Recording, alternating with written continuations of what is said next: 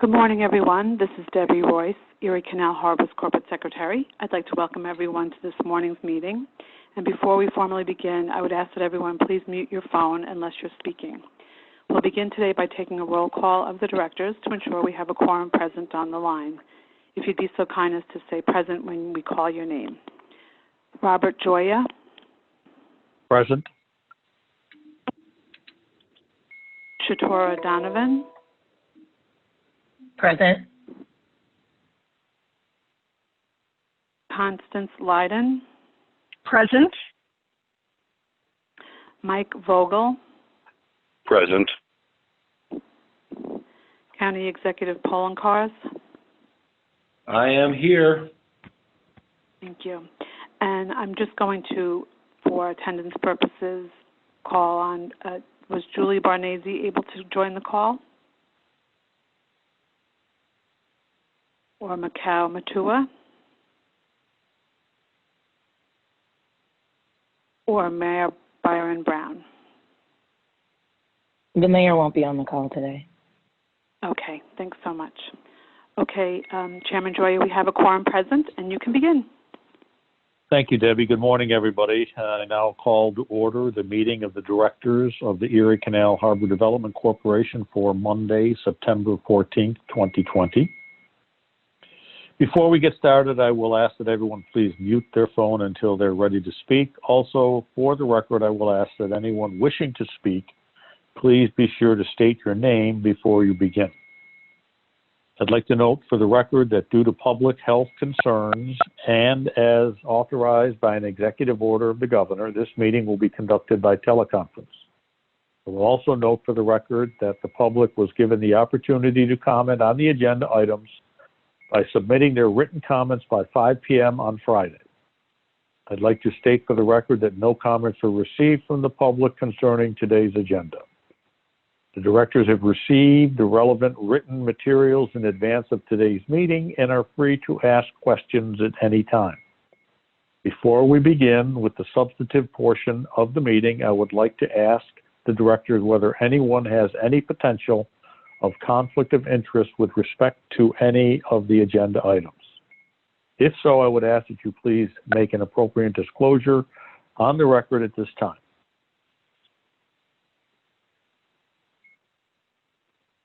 Hearing none, I would now like to call upon Mr. Rinaldi to present the first item on today's agenda, a request to approve the corporation's adjusted fiscal year 2020-21 annual operating capital budget.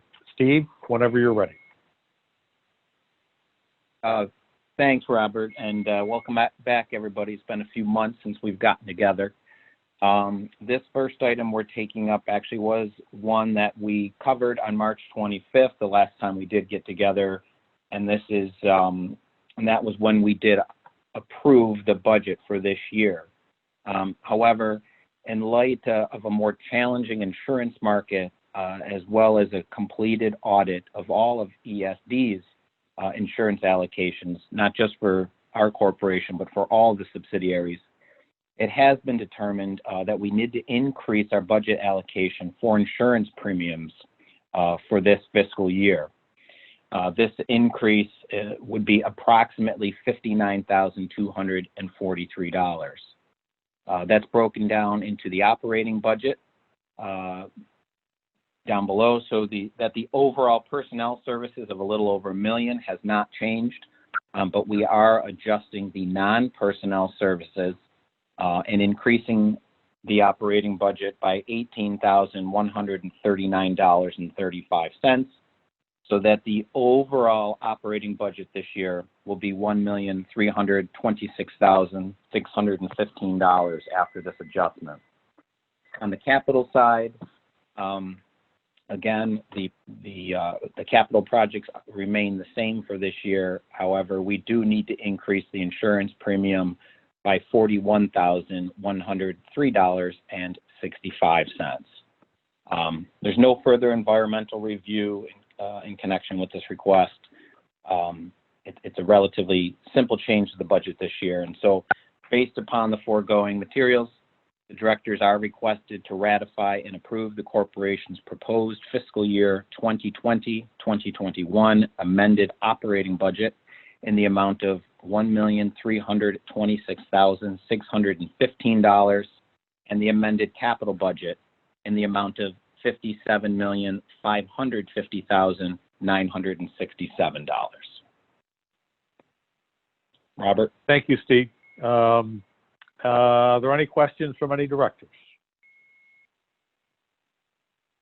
Hearing none, I'll entertain a motion for approval, and please state your name before speaking. Shatora Donovan, so moved. Seconded? Mike Vogel, seconding. Fine. All in favor? Aye. Aye. Any opposed? Thank you. The motion carries. Robert? Steve, please. Robert? Yes. It's Mark Pollenkars. Having done so many of these meetings, I think you actually have to do a roll call vote for all of these. We do that with the IDA and other agencies, I believe. Okay. Just to make certain it's confirmed okay, you should do a roll call vote. Well, you've certainly done more of these than I have, Mark. Debbie, could you make a roll call vote, please? Sure, no problem. Chairman Joya, Yes. Shatora Donovan, Affirmative. Constance Lyden, Yes. Mike Vogel. Aye. Thank you. So, Steve, would you present the next item, a request for authorization to enter into an agreement for utility relocation services in connection with the Donovan block? Steve? Great. Thanks again, Robert.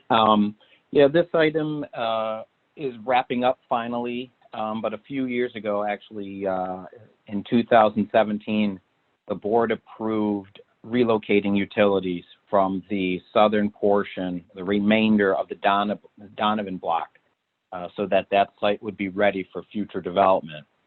And at that time, the board actually approved payments to two private utilities, $1.5 million to National Grid to relocate electric, and a little over $300,000 for Verizon to move telephone. The good news is that the National Grid work is completed and in fact came in under budget. National Grid has already returned a check to us for a little over $214,000. So we're on the positive side there. But unfortunately, and related to these board materials today, the Verizon expenses associated with these utility relocations were finalized a few months ago at a total of $386,367, which is a $64,432 increase from the original estimate and what the board approved. These cost increases were basically due to escalation from the 2-year lag from the time the estimate was put in place to when the project was finally completed, and it did include some minor adjustments in scope. The big picture here is that all the utility work on the Donovan block is complete. The sewer, the water, the gas, the telecommunications, all the fiber optics, everything is complete and overall has come in under budget. It's unfortunate that this individual line item did go up for us. Again, this has been through the board, so just in terms of environmental review, this was already looked at under the larger canal side of final GEIS. No further environmental review is required with this action. And so the directors are requested, number one, to make a determination of responsibility with respect to the proposed regulated utility company, and two, to authorize the corporation to enter into a contract amendment with Verizon New York, Inc. for an amount not to exceed $64,432 for a total contract amount of $386,367, and of course to take all related actions. So based on the foregoing, I recommend approval of these requested actions. Thank you, Steve. Any comments or questions from the directors with regard to this item? Hearing none, I'll entertain a motion for approval. Mike Vogel, approve, so move. And a second? Shatura Donovan, second. And I would ask Debbie if you would roll call the vote, please. Sure. Robert Joya, Affirmative. Shatura Donovan, Affirmative. Connie Lyden, Affirmative. Mike Vogel. Affirmative. Thanks so Thank you. much. The motion carries. Oh, I'm sorry, Deb. Nope, that's okay. The motion carries. Steve, will you now present a request to approve the design of the exterior signage for the Buffalo Heritage Carousel? Steve? Thanks, Robert. About a year ago, actually, the board adopted the Heritage Carousel building design based upon Canal Side Design Review Committee's recommendation. But at that time, exterior signage was not developed enough to take it to the board, and so that was not included in that earlier recommendation. So the action today is to review that signage and get that portion approved. Heritage Carousel has proposed a color sign that will display their name as well as Key Bank, a major funder of this project, and some Canal Side logos. The sign is approximately 7 feet by 5 feet. It's framed in wood to kind of match the overall appearance of the carousel, and it will be located on the southeast corner facing Main Street. We'll also be adding a metal sign to one of the wooden totems. A number of totems were put up over the last year or two as part of the overall Canal Side signage package. And so this will be another one of those signs to match and be consistent. But this sign will contain a description of the carousel as well as the operating hours. And this will be located on the west side of the building along the Central Wharf. There are renderings and drawings of the signage included at the back of these materials. The project has been formally reviewed by the Design Review Committee, and after that review, they have convened and unanimously recommended that ECHDC approve the exterior signs as presented. A change in our procedures here under the green code, in the past we would have submitted these signs to the city planning board for approval, but these now fall under sort of the permit division. So the information was sent over to the City of Buffalo's Director of Planning in July, just to make sure that the city did get a look at them, and the Director of Planning indicated that they have no comments on the sign design. So based upon review and consideration of both the DRC and the Planning Department's review, ECHDC staff finds that the Buffalo Heritage Carousel's exterior signage is consistent with the Canal Side design guidelines. This was the building and the idea of signage was previously evaluated with Canal Side's overall seeker, and it concluded that there's no additional environmental review required. So based upon the foregoing, the directors are requested to, one, based on the recommendations of the design committee, find that the project is consistent with the design guidelines established by the corporation as part of the MGPP for the Canal Side Land Use Improvement Project without modification thereof, and take all related actions. Based on that, I recommend approval of these requested actions. Great. Thank you, Steve. I will entertain a motion to approve. Oh, I'm sorry. Are there any questions from any directors? Just one. This is Mike Vogel. Steve, the sign that goes on the totem, does that replace any any design signage that was scheduled for that, or is that an existing totem? And if so, does it replace anything that was on it? Mike, this will be an additional totem that will be installed, so the signs that are up will all remain in place, and we'll be installing a new sign to match the other ones for consistency, and then they'll put their panel on it for us. Thank you. Appreciate that. Any other questions? I'll entertain a motion to approve. Mike Vogel, so move. A second? Connie Lyden, seconded. Thank you. Debbie, if you could take the roll call vote, please. Sure. Robert Joya, Approve. Shatura Donovan, Affirmative. Connie Lyden, Affirmative. Mike Vogel. Affirmative. Thank you. The motion carries. Steve will now present our final item on today's agenda, a request to approve the design of the exterior signage of the Long Shed building. Steve. Okay, well, this one is very similar to the last item. Moving on from the carousel to the long shed, but same idea. That back in January of 2019, the long shed design was approved by the board and by the city as part of the design review committee. But again, exterior signage was not included in that recommendation at the time. The Maritime Center, who will be our first tenant in the building, will be putting up a 10-foot wide by nearly 7-foot tall colored sign. This will be mounted and framed in wood, and the sign depicts sort of the construction of the packet boat that will be occurring in the long shed, and it also has a brief description of the project. This sign will be displayed on the eastern elevation, at an elevation in line with the large overhead door, and you'll be able to see this as you come down Lloyd Street from Marine. The Maritime Center has also commissioned a bronze sculpture relief that will be displayed below their sign. The relief depicts the construction of the canal with DeWitt Clinton at the Wedding of the Waters, as well as a packet boat pulled by a mule. And it's anticipated that this structure could remain at the long shed. The bronze relief is approximately 11 feet wide and 4 feet in height.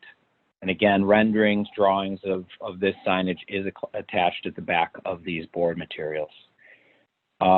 This project, these two, the sign as well as the relief, sculpture relief, were reviewed by the Canal Side Design Review Committee. And after their review, they convened and unanimously recommended that ECHDC approve this signage design. As I explained a little bit earlier, we reached out to the Director of Planning for the City of Buffalo to review these. And again, she had no comments on the sign design. So based upon the review and consideration of both the DRC's recommendation and Planning Department's review, ECHDC staff finds that the long shed's exterior signage is consistent with the Canal Side Design Guidelines. There is no further environmental review required with this action. And so based upon the foregoing, the directors are requested to, based on the recommendations of the ECHDC's Canal Side Design Committee, find that the project is consistent with the design guidelines established by the corporation as part of the MGPP for the Canal Side Land Use Improvement Project without modification thereof, and to take all related actions. So based on the foregoing, I recommend approval of these requested actions. Great. Thank you, Steve. Are there any questions or comments from the directors? Actually, it's Mark Poloncarz. I have a question on the sculpture. Will that be inside the building or outside?